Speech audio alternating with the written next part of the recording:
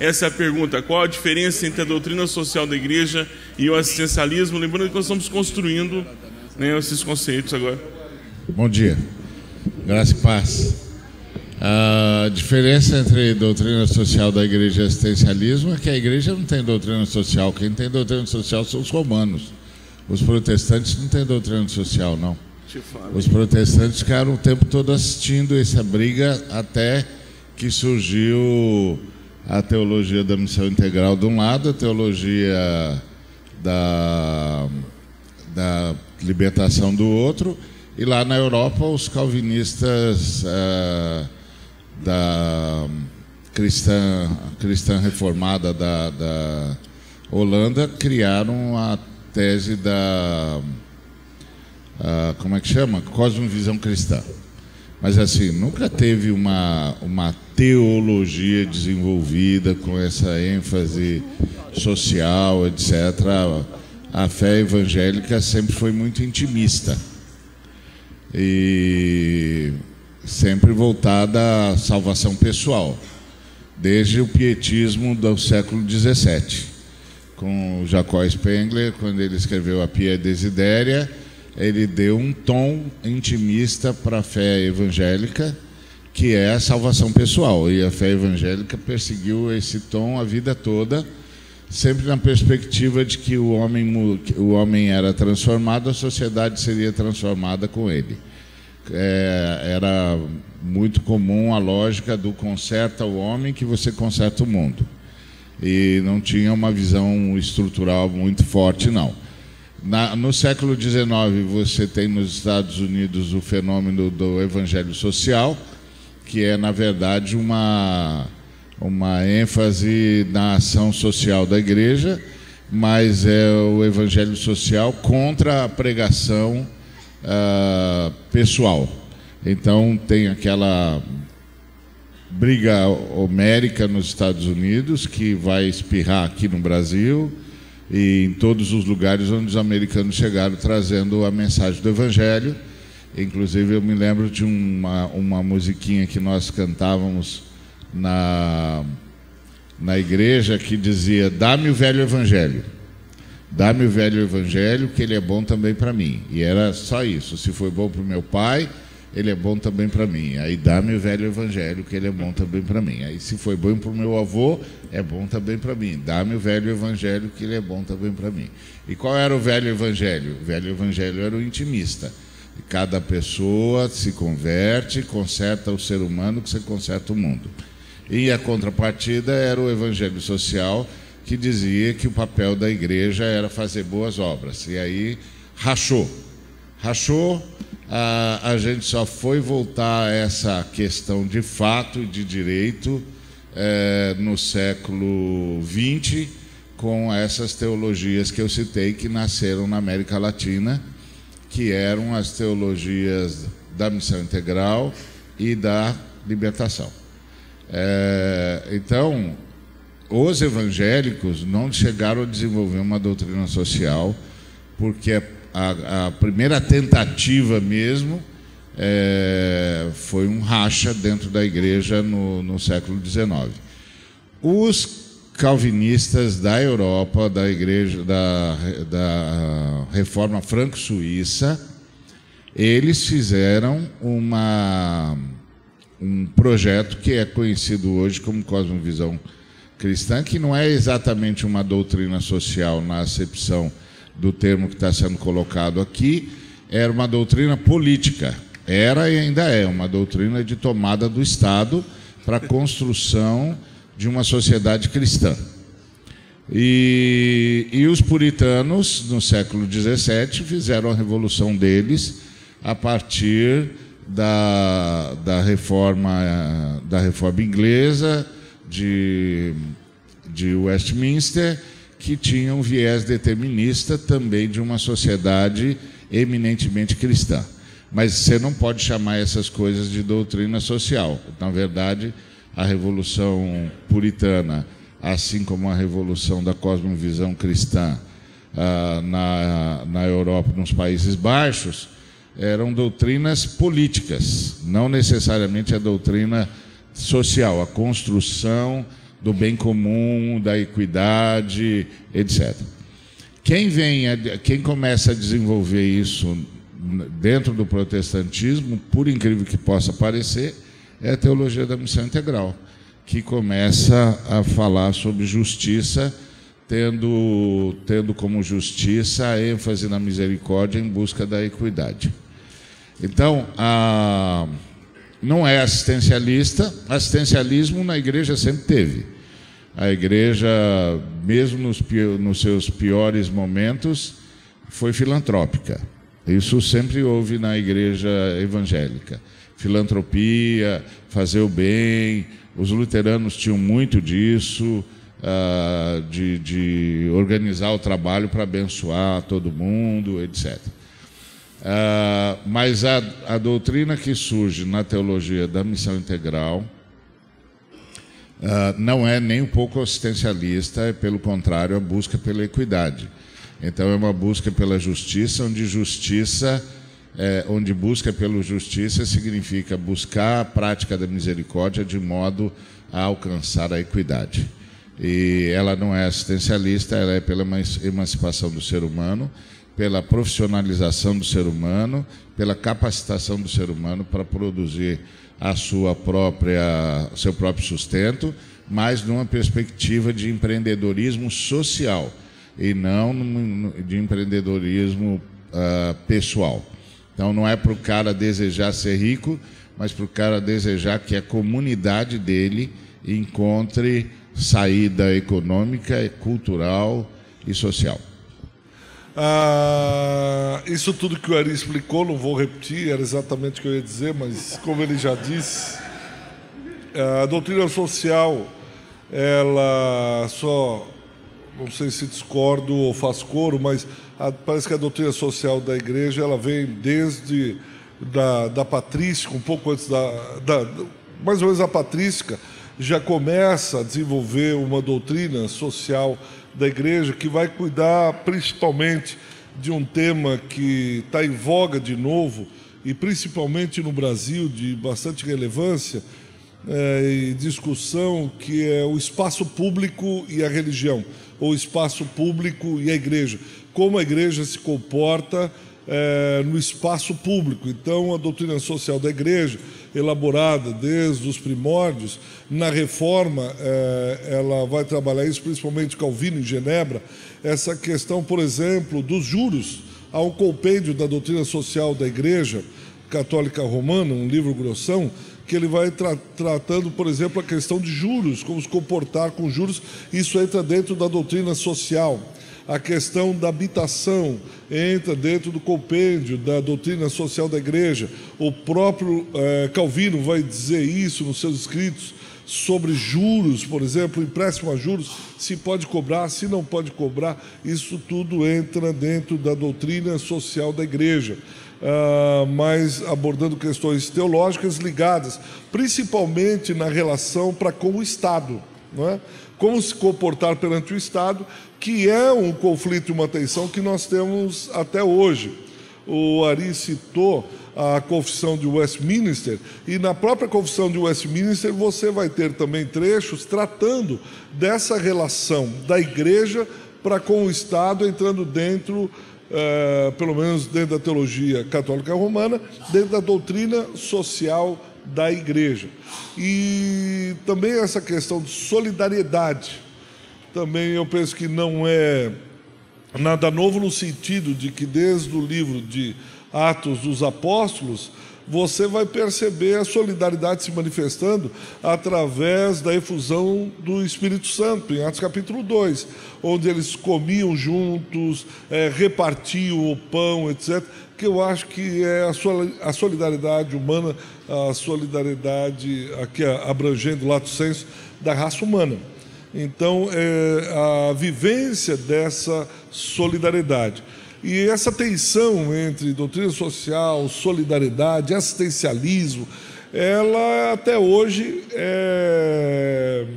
está em voga, é o assunto do dia, é a pauta da reunião.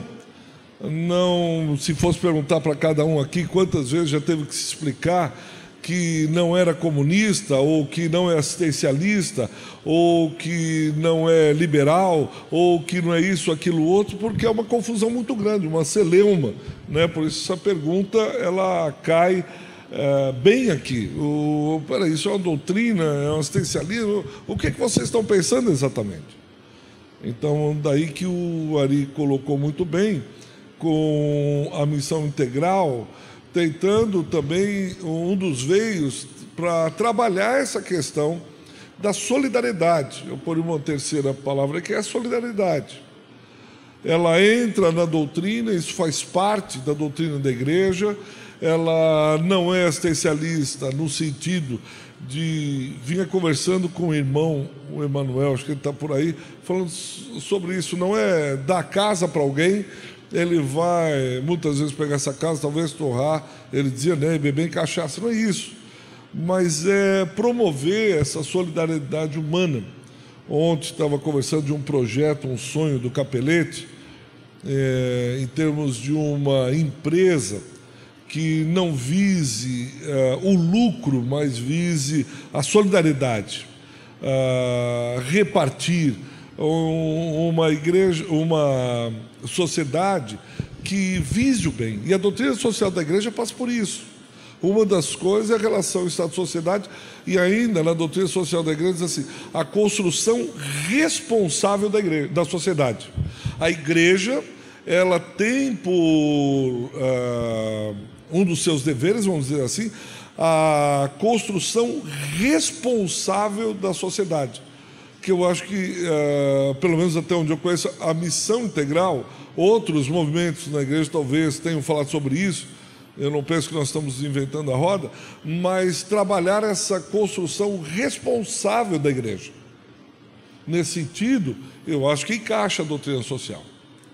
Quando nós olhamos, e falava do Paulo Capelete, em termos dele, uma empresa responsável na sociedade.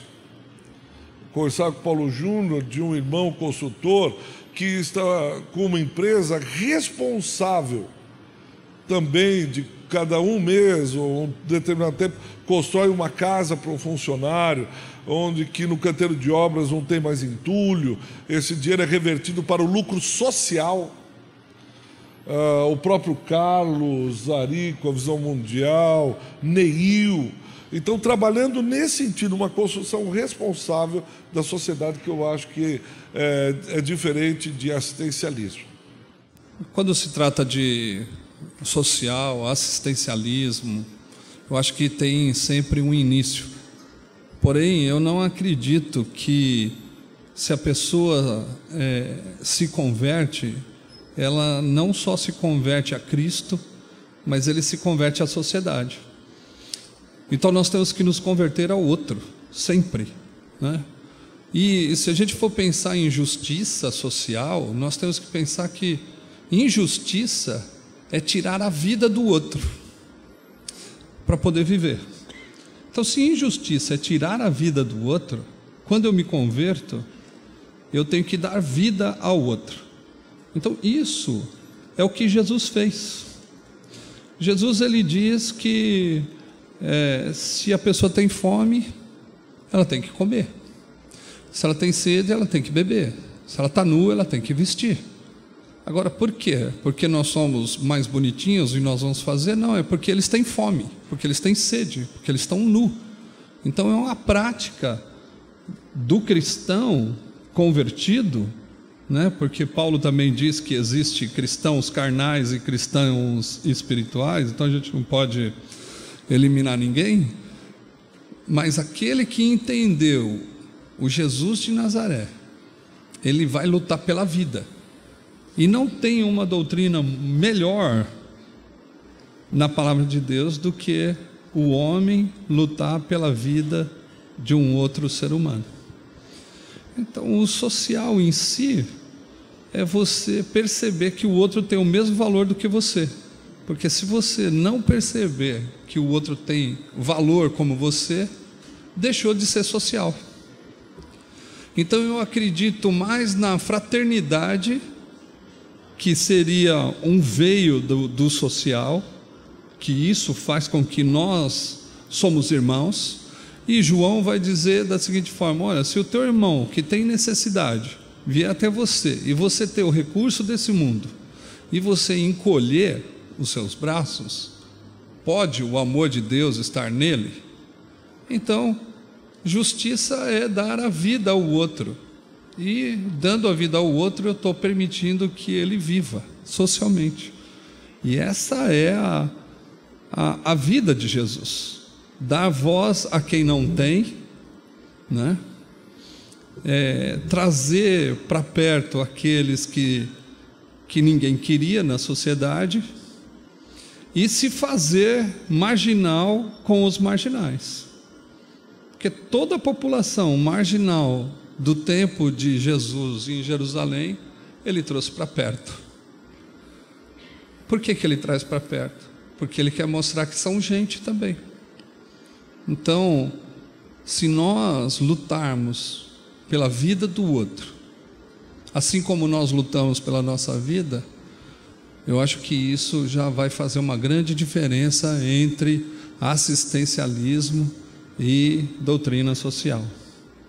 Porque a vida, ela vale mais do que qualquer instrumento ou de qualquer elemento que a gente pode conquistar. Então, se não existe doutrina social,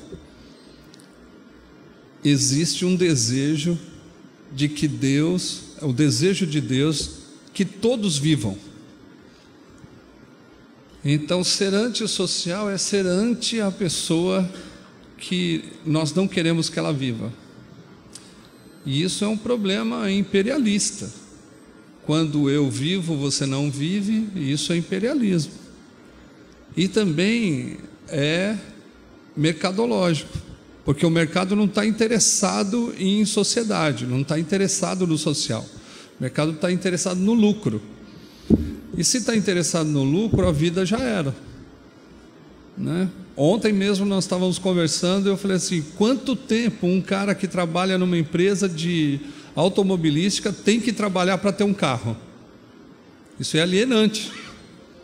Por quê? Porque ele trabalha e não consegue ter o carro que a empresa produz através dele. Isso não é social, isso é mercado. O social é quando eu não tiro a vida sua, eu dou vida para você. E o mercado é: eu tiro sua vida para poder viver. Então, a diferença do mercado para o social é: entre os cristãos deveria, não, eu vou lutar pela vida do outro e não pela minha vida. E aí a gente destitui toda uma teologia se nós formos pensar na fraternidade. Se tu é meu irmão, a sua necessidade faz parte da minha vida e eu tenho que lutar por você. O problema é que a gente acha que nós somos irmãos só de espiritual. Mas a genealogia de Jesus, ou a genealogia de Deus, quando ele fala que Deus deu autoridade para a gente ser filhos dele, é que ele gostaria que nós vivêssemos uma grande fraternidade, aonde não haveria necessidade sequer. Então, quando o Espírito Santo vem, a primeira coisa que faz, pode até falar em línguas, pode até profetizar, mas se não tiver comida na mesa, parece que não é o Espírito Santo, porque não havia nenhum necessitado sequer. E essa é a denúncia que Deus faz em Isaías, é a denúncia que Deus faz no Novo Testamento, daqueles que não abriram o coração para o outro. Então, a fraternidade é o início de uma doutrina que pode elevar a gente a um trabalho mais de equidade e de vida. Se não tem, devemos criar. Eu sou pastor há 25 anos, esse ano eu completo bodas de prata, 23 anos na mesma igreja. Mas na metade do meu ministério, eu frequentava eventos como esse, querendo saber como é que eu poderia transformar meu ministério no ministério mais relevante. Eu ouvia gente como esses caras aqui, o grande teólogo Bitum, professor do Mackenzie. Ele estava falando que depois que eu falo um silêncio assim, ninguém consegue falar mais nada. Ele estava falando comigo. Tal. Ouvi Ariovaldo Ramos falando. Tu pode perguntar qualquer coisa para o Ari que ele responde, vai com a história lá em 1812. Ele passa pela Inglaterra, pela Austrália, ele sabe. O cara sabe tudo, mano, é um negócio de maluco. Então, eu via os meus exponentes falando, e eu, pastorzinho, falei, meu Deus, eu nunca vou chegar nisso aí, eu estou perdido. Eu sou muito incompetente para o negócio. Não é verdade? Todos somos, não é verdade? Então quando eu vinha para congresso, por isso eu vou falar na perspectiva prática da igreja local, eu ficava sentado aí, pô, legal, cara, essa história é bacana, beça, mas, pô, como é que eu começo na igreja local, meu? Como é que eu faço? Como é que eu faço essa parada funcionar? E era pânico, porque a questão da prática da igreja local era quase zero. Aí toda vez que eu agora que a coisa funciona, mesmo eu sendo incompetente para isso, todo congresso que eu passo, eu tento trazer um pouquinho da prática da igreja local, principalmente partindo do início, porque o início é que é complicado. Como que a gente começa? Se você está aqui, você está insatisfeito com alguma coisa no seu ministério ou está querendo melhorar aquilo que você tem por satisfeito. Como que começa? Como é que faz isso? Como é que inicia-se o processo? Como é que é isso? Bom, deixa eu falar para você como é que aconteceu comigo bem rapidinho. Eu venho de uma igreja reformada, minha formação é de uma igreja reformada, de uma teologia contemplativa e voltada para uma instituição, sempre voltada para a instituição. O homem não é o fim, é o meio. Ele é o meio para se alcançar o bem da instituição. Só que nada disso é admitido, nunca. Não é uma verdade absorvida como tal, mas ela é a experiência do contexto factual. Bom, nunca coube dentro da instituição, não dava para eu servir paredes nem CNPJs. Sempre li o Evangelho como sendo o homem, o alvo, amar o que Deus ama, gente. Então, para a gente começar a fazer um trabalho relevante na igreja local, eu tive que fazer uma releitura do Evangelho e da teologia que me ensinaram. E duas coisas foram primordiais. Fala-se de amor entre nós mais do que em qualquer outro canto do planeta. Não há lugar no mundo onde se fale mais de amor do que na igreja. Mas não é o lugar onde se pratica amor em maior consistência no planeta. Tanto que a gente pode chamar todo mundo de irmão e não pode chamar quase ninguém de amigo na igreja. Isso é uma incongruência. Como é que eu posso ser irmão e não ser amigo? É complicado. Então, na minha experiência do assistencialismo para a doutrina, o assistencialismo vem de assistência. Assistência é como se a gente achasse o necessitado e dessemos o primeiro socorro. Bom, vamos impedir esse sujeito de morrer, vamos dar o que ele precisa para hoje. O ismo é o quê? É um sufixo que conota fenômeno. Bom, assistência é vamos impedir a morte. Sobreviveu? Se eu continuar no assistencialismo, eu transformo essa assistência em fenômeno, e ele que já não está mais com necessidade ou dificuldade de morte ou perigo de morte, continua sendo assistido.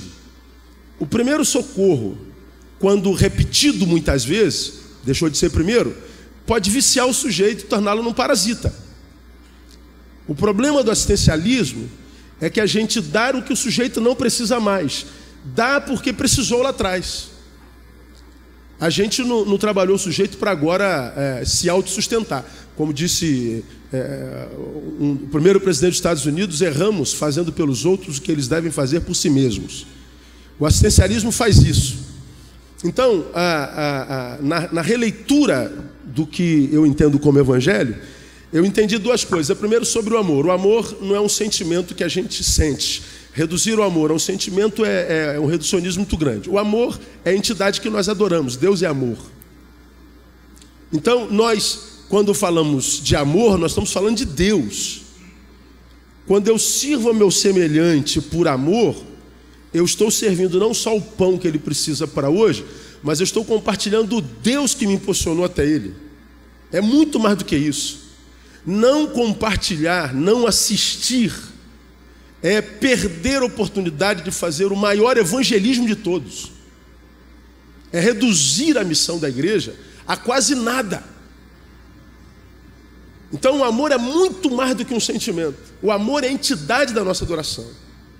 E quando a gente descobre a quem a gente adora, que é Deus, que é amor, o amor que é Deus, nós então fazemos uma releitura do alvo desse Deus, que é o próximo. Você vai a Tiago, diz lá que a religião pura e imaculada diante do nosso Deus e Pai é esta: visitar os órfãos, viúvas nas aflições e guardar-se isento do mundo. Bom, se Deus, o amor, é a religião pura e imaculada diante dele, é o necessitado, então se amor é o que eu adoro, minha religião é o outro.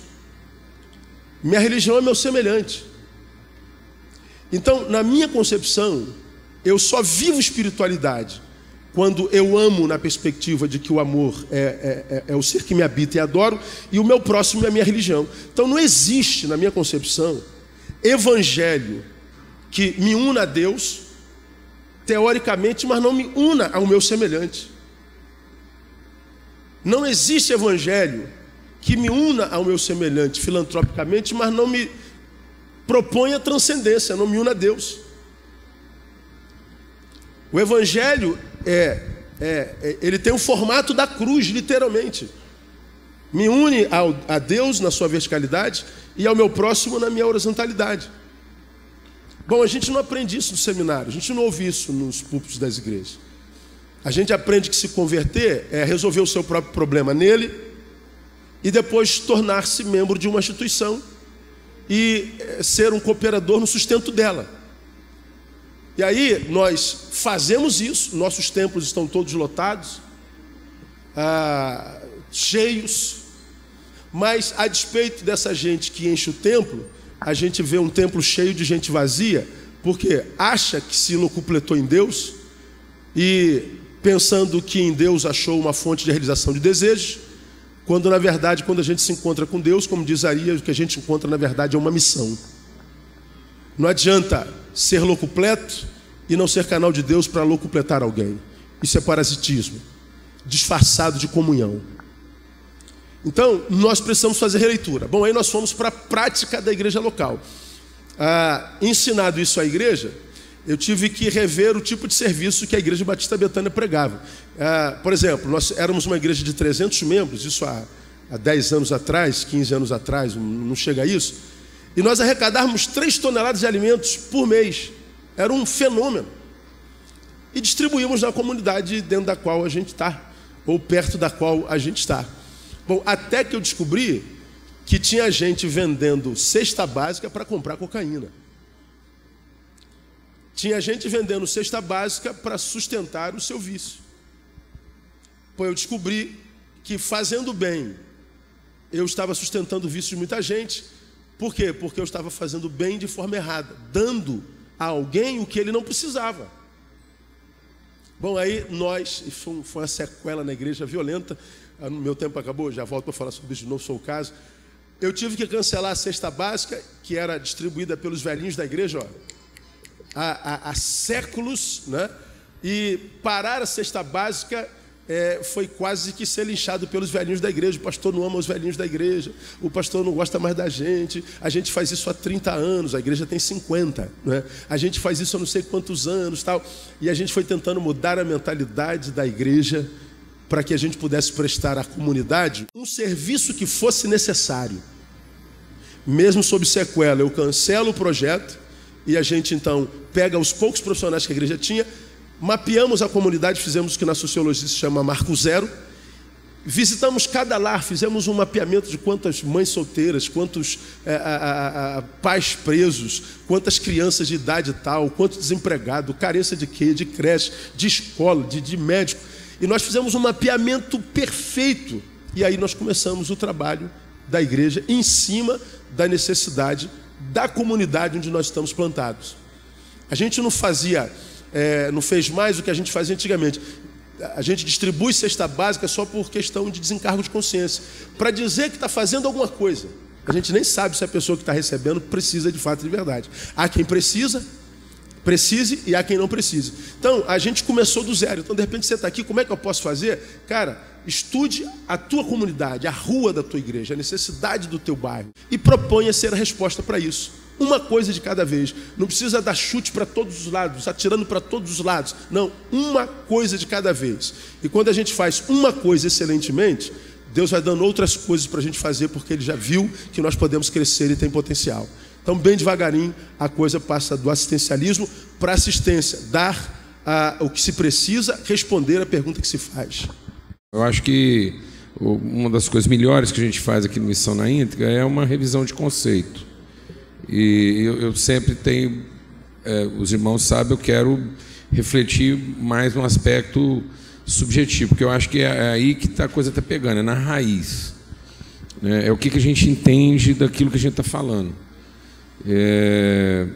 E eu só queria levantar essa questão de doutrina e ismo, né? Como é que a gente coloca isso na mesma frase? E eu acho que é porque a gente, como igreja, colocou isso na mesma frase. Nós temos a doutrina do cristianismo, e essas coisas são antagônicas. A doutrina não era para produzir uma regulação de práticas. A doutrina era para fundamentar uma cultura. E aí nós estamos usando o aspecto doutrinário para fazer uma regulação de práticas, e não para salvar o entendimento formando uma cultura. As práticas serão naturalmente determinadas e reguladas na medida em que a cultura for essa. Então a doutrina era fundamentação cultural e não regulação de comportamento. E a regulação de comportamento ela é caracterizada pelo ismo. O ismo, o que é? O ismo é uma teoria, não é uma doutrina. O ismo é uma tendência, é um sistema. E um sistema, uma tendência ou uma teoria não tem a ver com doutrina. Doutrina é exatamente para libertar o homem das suas tendências, para a gente não passar a não viver mais de tendências. Então Paulo diz, se a gente tiver uma boa fundamentação doutrinária, nós não seremos mais tendentes a qualquer vento de doutrina. Então a doutrina dos apóstolos era para que gerar um fundamento tão consistente que a gente deixasse ser tendencioso. Então a igreja não pode ser tendente, ela viver na tendência, porque se ela for viver na tendência, ela vai viver a contingência, ela vai ser orientada pela necessidade. Então eu não posso ser orientado pela necessidade. Então a necessidade, eu não posso olhar para a comunidade e a necessidade da comunidade me motivar. Não, eu não sou motivado pela necessidade. Quando eu sou motivado pela necessidade, meu Deus é o ventre. Então falta a revelação. A Bíblia diz que o homem fez do seu ventre o seu Deus. Então por isso que a gente transformou fé cristã em cristianismo. A hora que a gente transformou fé cristã em cristianismo, nós criamos uma tendência. Então nós criamos um sistema de práticas cristiânicas que nada tem a ver com a nossa fé cristã. Então nós estamos procurando, por exemplo, pastor para a igreja.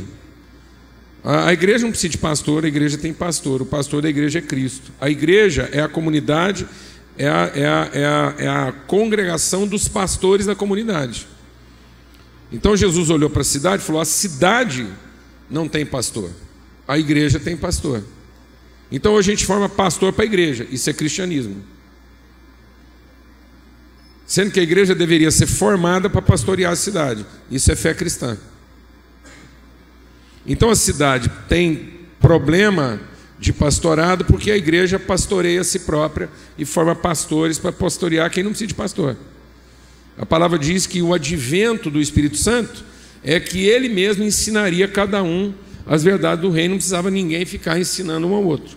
Então a congregação, a reunião da igreja é para que a gente fosse amém na vida um do outro.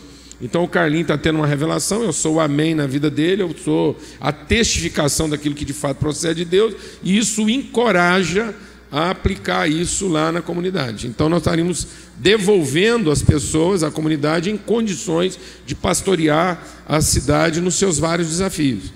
Então a igreja estaria apta a ser a cura para qualquer doença, porque ela é a comunidade de pastores. Então nós estamos vivendo uma crise vocacional. A igreja está vivendo uma crise vocacional, consequentemente ela está vivendo uma crise de ministério. Paulo diz, a igreja tem uma crise de vocação. Eu admiro a fé de vocês, admiro o amor, a forma como vocês tratam uns aos outros, mas está faltando revelação a respeito da sua vocação. Então eu vou orar para que Deus te dê espírito de sabedoria e revelação, para que você entenda de fato qual é a sua vocação. Na medida em que a igreja está vivendo essa crise vocacional, porque ela criou um ismo, ela diz que ela é apenas uma tendência, como se a pessoa lá... E aí nós estamos pregando uma coisa tendente. A hora que a gente prega o ismo, a gente faz proselitismo. Então hoje a nossa forma de evangelização ela é proselitista. Ela não é terapêutica. A gente não evangeliza produzindo uma terapia de cura na cidade. A gente evangeliza piorando as suas patologias. Porque a gente desloca o elemento de uma situação, mas ele não foi transformado na cultura. Por exemplo, eu não sei se eu estou ficando doido, assim, às vezes isso está...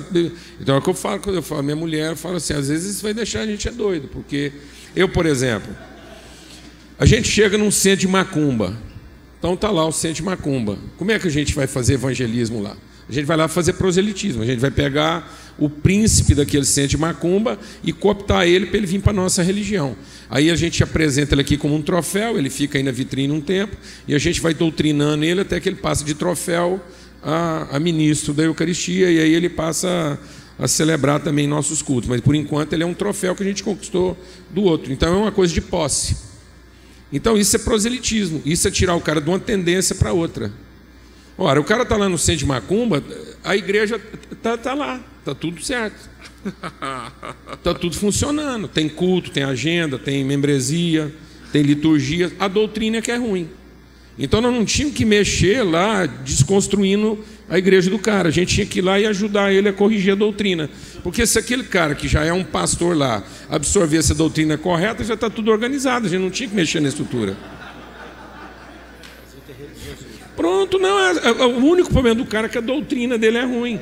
E a doutrina dele é ruim porque ele não teve ninguém solidário para ir lá e compartilhar com ele a doutrina correta. Mas aí a gente vai lá e mexe na estrutura do cara, bagunça o centro de macumba, aquilo já era ruim com o líder certo, a gente tira o líder de lá, vai ver uma competição de poder, 2 líderes piores do que ele, que não era líder até então, vão disputar o poder, vai baixar o nível da macumbaria, porque agora vai baixar uns capeta ainda pior, oportunista, e bagunçou. A gente criou uma instabilidade em vez de lá levar uma cura. Aliás, só tinha um problema lá. Lá só tinha um problema doutrinário. Ignorância, falta de conhecimento de Deus. A gente podia ter sido solidário com aquela igreja lá e cooperar na correção doutrinária. E pronto. Jesus Cristo, tudo certo. Aprendia, ensinava ele a conhecer o Deus dele. Então a gente ia lá e falava, cara, eu vim aqui falar sobre o seu Deus, te ajudar a você conhecer melhor o seu Deus, fazer um ajuste doutrinário aqui, você vai ficar melhor do que eu pensava. Mas não, a gente vai lá e saqueia, rouba, muda de uma tendência para outra e gera uma coisa incurável lá, porque agora vai ficar uma rixa lá, aquele terreiro vai odiar a gente, porque nós roubamos o seu principal líder, e aí para restaurar essa relação só no século seguinte. Entendeu? Então, nós estamos gerando isso. A gente fez isso com a África, a gente fez isso com o Oriente Médio. Historicamente, é isso que nós estamos fazendo. Então, eu acho que nós temos que rever o nosso conceito de doutrina. Porque eu acho que é aí que a coisa está pegando. Então, a doutrina é social. A doutrina é para a sociedade, é para que a igreja tenha parâmetros e balizamento para saber como é que ela... Então a doutrina não é para regular o comportamento da igreja. A doutrina não é da igreja para a igreja. A doutrina é para que a igreja seja orientada no trato com a sociedade. É para que ela finalmente entenda qual é a sua vocação e cumpra a sua vocação. Porque nós temos uma plataforma doutrinária consistente.